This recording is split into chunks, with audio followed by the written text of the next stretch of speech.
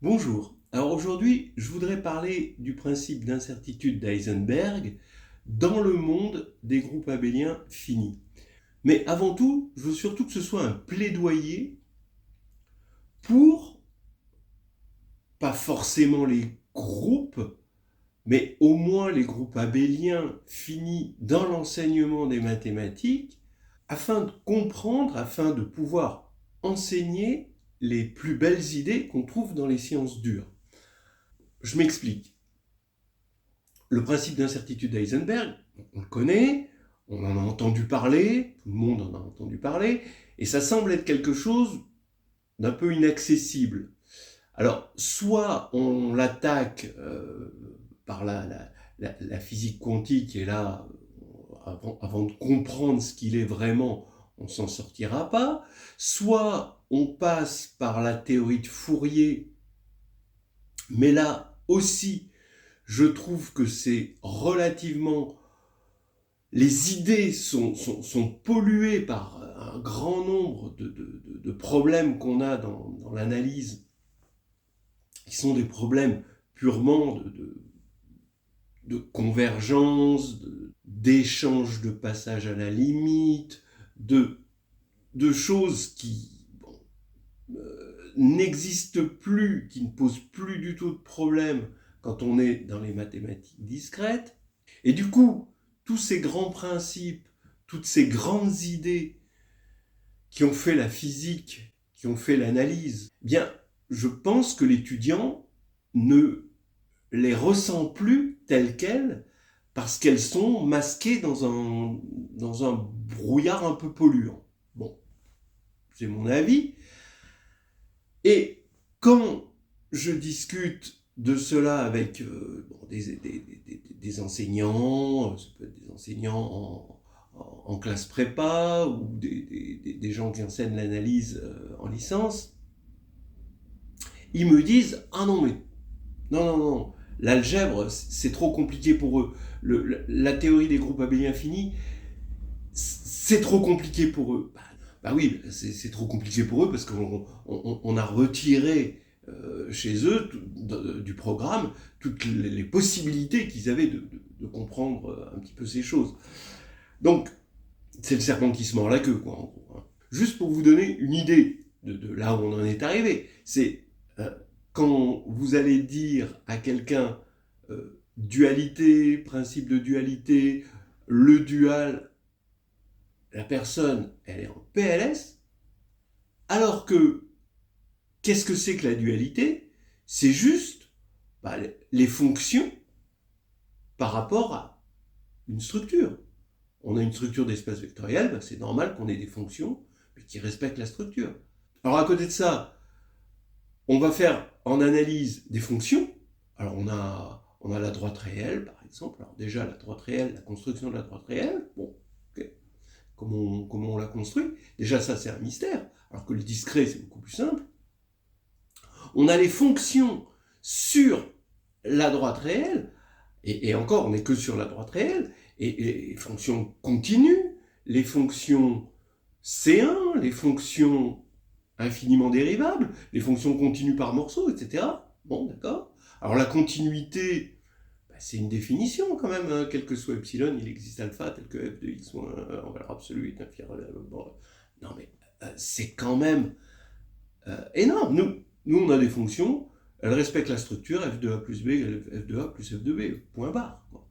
Puis après, on va nous dire, bah ouais, non mais l'algèbre, c'est trop compliqué. C'est comme si on tire à boulet rouge sur les transports publics et l'hôpital public, et après on dit, bah, vous voyez bien que ça marche pas. Ah non, bah ouais.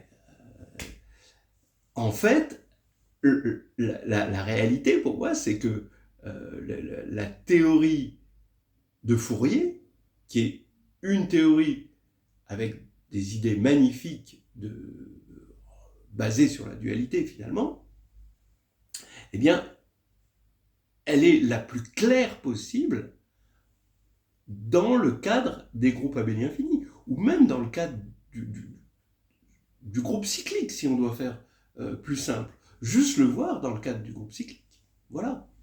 Et là, avec un palier, groupe cyclique, groupe abélien fini, et puis après la théorie de Fourier qui est plus finie, mais qui est dans R sur Z, finalement le groupe quotient R sur Z, et après la physique. Là, effectivement, mais il y a un palier élémentaire, et on dirait que dans l'enseignement, on a retiré, on a viré ce palier élémentaire. Bon, donc maintenant, moi, je vais passer au tableau. Je vais essayer d'expliquer une vision saine du principe d'incertitude d'Heisenberg, qu'on peut trouver dans le livre de Gabriel Perret, L'algèbre discrète de la transformée de Fourier. Bon, ce livre, ce que j'en pense, hein, c'est que il est nécessaire, c'est exactement ce qu'il fallait. Je pense que pour les gens un peu informaticiens qui veulent comprendre 2-3 choses, cet aspect discret des choses, ça a permis de clarifier la situation. J'ai apprécié, dès la parution de ce livre, et d'ailleurs j'en ai beaucoup parlé autour de moi, cet ouvrage. En même temps, il a peut-être été fait un peu rapidement, donc il y a des typos, il aurait mérité, voilà, il a un petit côté erreur de jeunesse, mais magnifique erreur de jeunesse, quoi, nécessaire, quoi. Et en discrétisant les choses, eh bien, on voit bien que la théorie met en lumière les belles idées, débarrassées de cette espèce de pollution qui n'a rien à voir avec l'idée, finalement. Puisque, dans le monde du discret, l'idée reste intacte et plus belle. Alors, avant de commencer, je parlerai de cette nécessité de la dualité dans les groupes abéliens finis. Il y a des étudiants en licence qui font de l'algèbre linéaire, et finalement, la dualité n'a pas été nécessaire. Effectivement, la dualité, on peut s'en passer dans une certaine mesure, à un certain niveau, dans le monde de l'algèbre linéaire, parce qu'on a l'existence d'un supplémentaire. En fait, le supplémentaire n'existe pas toujours dans les structures, évidemment, c'est une litote. Quand vous êtes en dimension finie, vous avez un sous-espace vectoriel, vous avez un supplémentaire. Et donc ça nous permet de prolonger des fonctions. Donc vous prenez vraiment une fonction, donc par exemple un morphisme, puisqu'on est dans une structure d'espace vectoriel, vous avez un morphisme qui va on va dire, du sous-espace F dans le corps de base, d'accord ? Et bien, vous allez pouvoir le prolonger en un morphisme de E tout entier, hein, F est un sous-espace vectoriel de E, dans le corps de base. Comment ? Vous prenez un supplémentaire, et puis vous mettez 0 sur le supplémentaire, par exemple, et puis ça vous fait un prolongement. Voilà. Dans les groupes abéliens finis, quand on a un sous-groupe, eh bien, on n'a pas forcément un supplémentaire. On n'a pas l'équivalent du supplémentaire. En revanche, on a un prolongement. Ce qui fait que pour pallier le problème du supplémentaire, on est presque systématiquement obligé d'aller du côté du dual. Voilà. Donc, c'est ça qu'il faut comprendre. Le monde des groupes abéliens finis possède cette difficulté que on est tout de suite obligé de travailler sur le dual. Mais finalement, est-ce qu'en analyse, on n'est pas tout de suite obligé de travailler sur les fonctions ? Bon. Voilà, j'en dis pas plus, je vais présenter le principe d'incertitude d'Heisenberg avec ces belles idées, mais dans le monde des groupes abéliens finis, des GAF, et ensuite je reviendrai épiloguer une fois qu'on aura le résultat sous les yeux. Alors allons-y. Je vais d'abord rappeler des petites choses qui sont très classiques dans la théorie de Fourier discrète. Pour nous, G sera un groupe abélien fini, mais s'il y a des choses qui vous dérangent dans un groupe abélien fini, vous pouvez déjà, dans un premier temps, imaginer que G, c'est juste le groupe cyclique Z sur NZ. Voilà. Ce sera un groupe abélien fini d'ordre N, ou Z sur NZ, si vous préférez.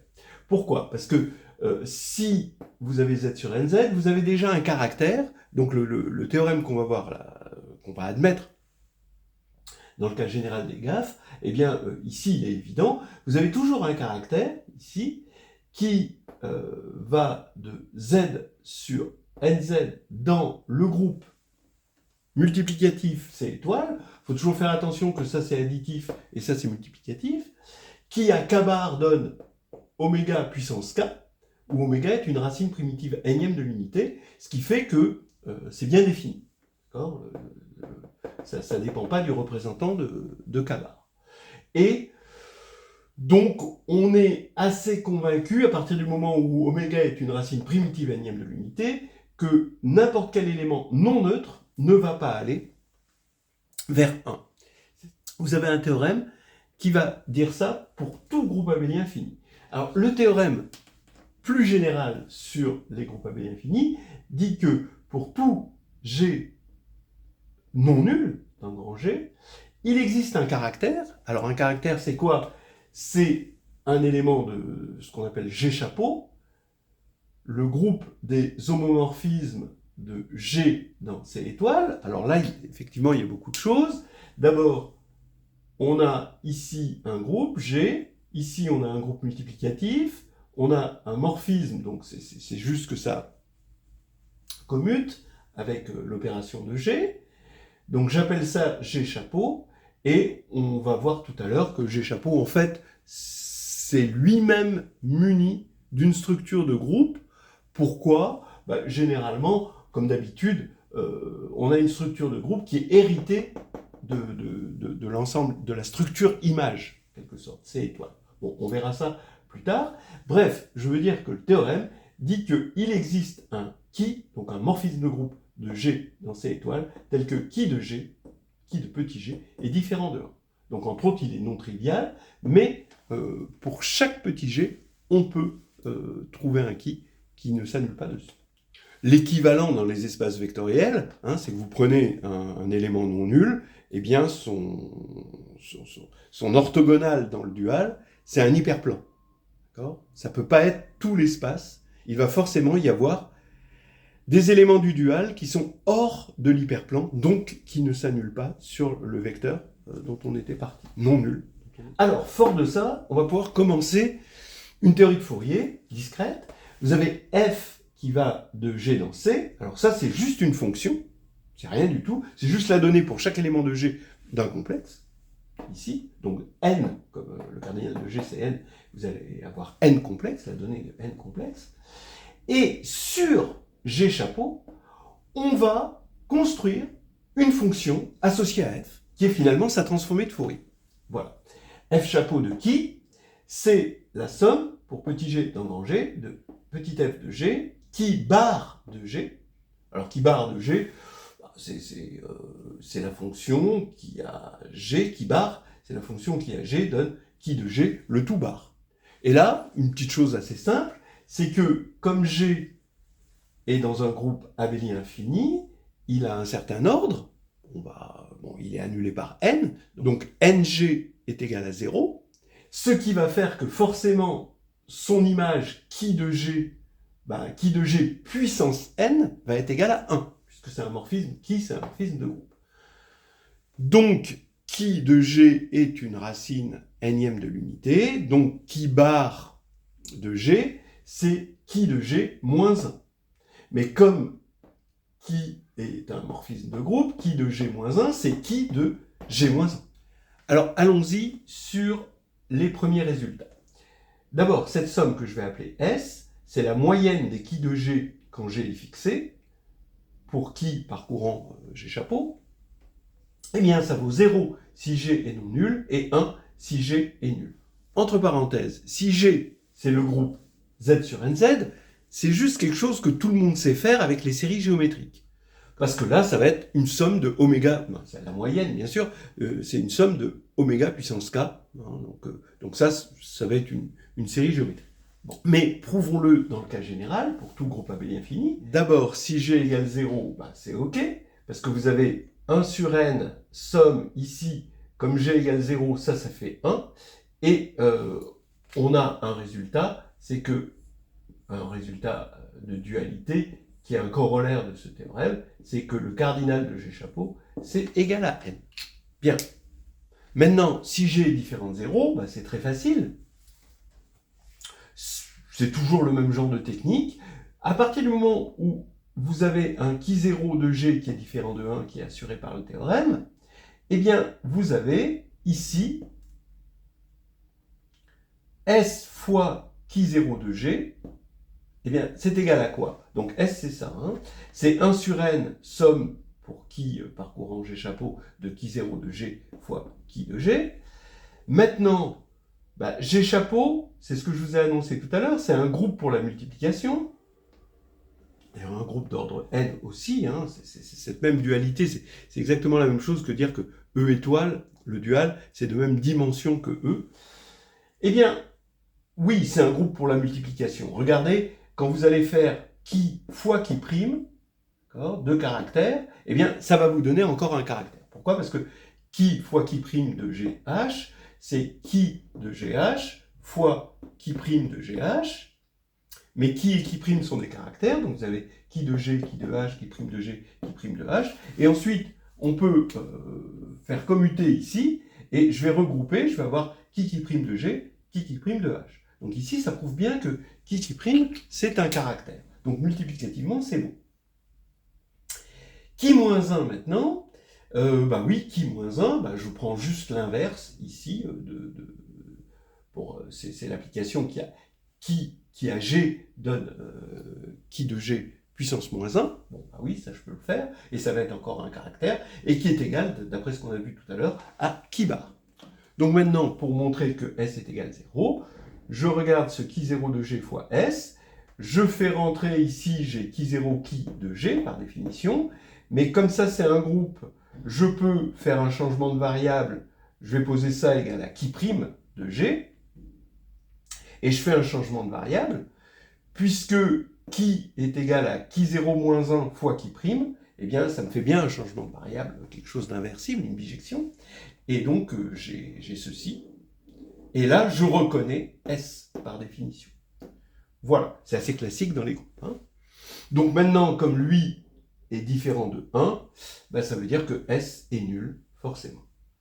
Comme corollaire immédiat, j'ai que 1 sur N somme quand qui parcourt G chapeau de qui de G, qui bar de H. Alors cette fois-ci, G et H sont piochés dans grand G. Eh bien, c'est le symbole de Kronecker, delta de GH. Bah oui. Pourquoi? Bah parce que ça, c'est qui de H moins 1, et comme qui est un morphisme, ça, c'est qui de G moins H. Et donc, bah oui, soit G moins H égale 0, soit G moins H est différent de 0, donc on a bien un delta de GH. Voilà déjà les premiers résultats. Maintenant, on va continuer avec la formule d'inversion de Fourier. Alors, là, j'ai rappelé que l'ordre du groupe G chapeau, c'est N, comme l'ordre du groupe G, hein, évidemment. Ça, c'est la magnifique dualité des gaffes. Là, ici, vous avez une formule qu'on peut appeler formule d'orthogonalité des caractères. En fait, c'est G et H qui, par bidualité, sont des caractères sur G chapeau. En fait, vous voyez, comme bon, ceux qui connaissent un peu le bidual, peut-être qu'ils peuvent avoir du recul là-dessus. Ici, bah, c'est la définition de la transformée de Fourier, de F, dans le cas discret. Donc, vous voyez, il n'y a que des sommes, c'est assez simple. Alors, cette formule d'inversion de Fourier, c'est f de g égale somme de qui parcourant g chapeau de f chapeau de qui de g. Bon, bah, finalement, c'est la formule de la décomposition en série de Fourier. Hein, quand vous avez f de x, alors avec des tas d'hypothèses et tout, parce qu'on est dans l'analyse, c'est normal, eh bien, ça va être une somme. Ici, les caractères, ça va être des exponentiels de n, i, x, ici, hein, quand n parcourt z, parce que ça, c'est des caractères, hein, c'est des caractères sur le cercle, d'accord, ça transforme un angle θ qui paramétrise le cercle en un objet de C étoile. Donc ici, vous allez avoir les qui de G, et ici, bah, vous avez le spectre, finalement, hein, d'accord, donc ce qu'on appelle les C indices N dans la décomposition en série de Fourier. Bien, donc j'espère que vous allez vous y reconnaître là-dedans, dans cette formule, et regardez la preuve, elle est simple. On va évidemment partir du membre de droite. On a cette somme-là. Donc, je remplace f chapeau de qui par sa valeur. Donc, j'ai ceci. Donc là, maintenant, j'utilise un Fubini discret pour échanger les sommes. Bon, on est en discret, c'est juste de l'échange de sommes finies. Je reconnais ici, du coup, j'ai une somme pour h dans G de f de h. Et ici, je reconnais avec le 1 sur n cette somme-là. Donc, tout est nul, sauf 1 pour h égale g. Ce qui va me faire que j'ai f de g, là, ici. Et c'est terminé. Voilà. Très bien. Alors maintenant, ça y est, principe d'incertitude d'Heisenberg. On définit le sup de f, l'ensemble des g tels que f de g est non nul. Bon, voilà, c'est raisonnable. Pareil, sup de f chapeau, c'est l'ensemble des qui tels que f chapeau de qui est non nul.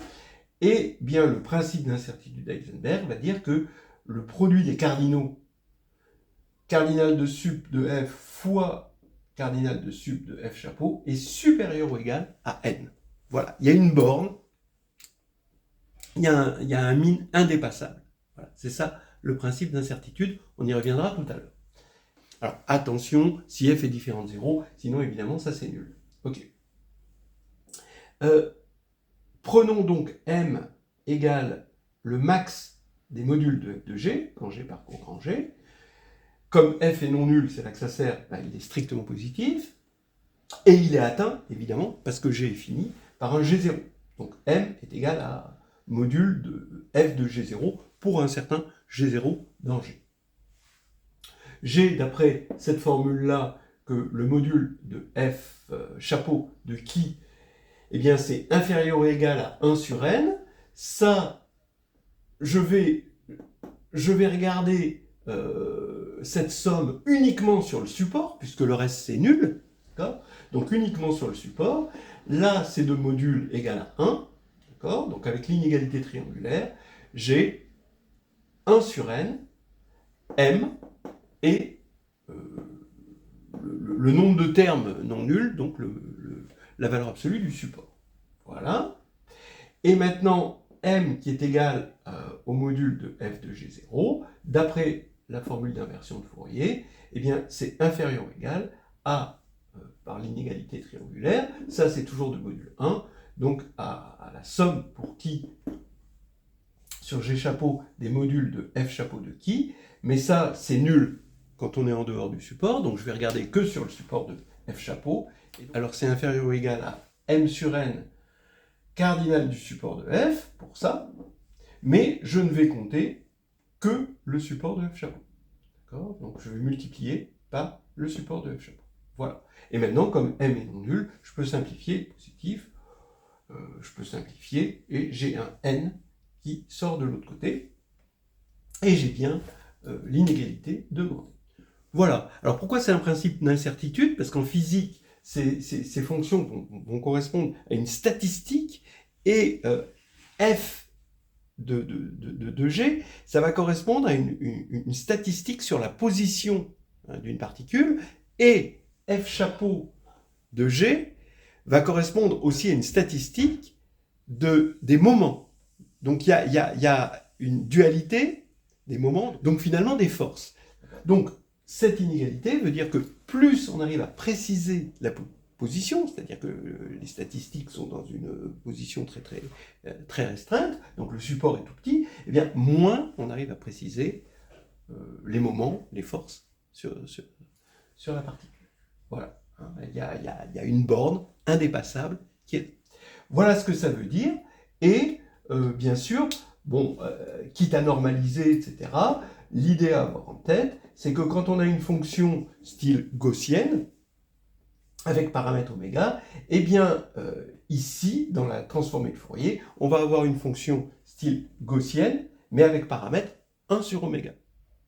Ça veut dire que le support essentiel, quelque sorte, de votre courbe, ici, si c'est petit, là, ça va devenir grand. Voilà, c'est l'idée qu'il est bien d'avoir en tête.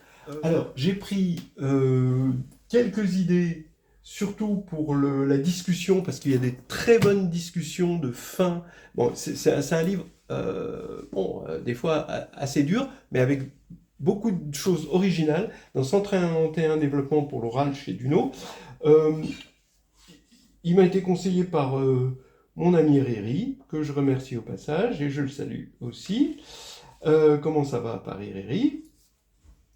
Eh bien, vous voyez, ce que je trouve très bien, c'est surtout les discussions, les épilogues.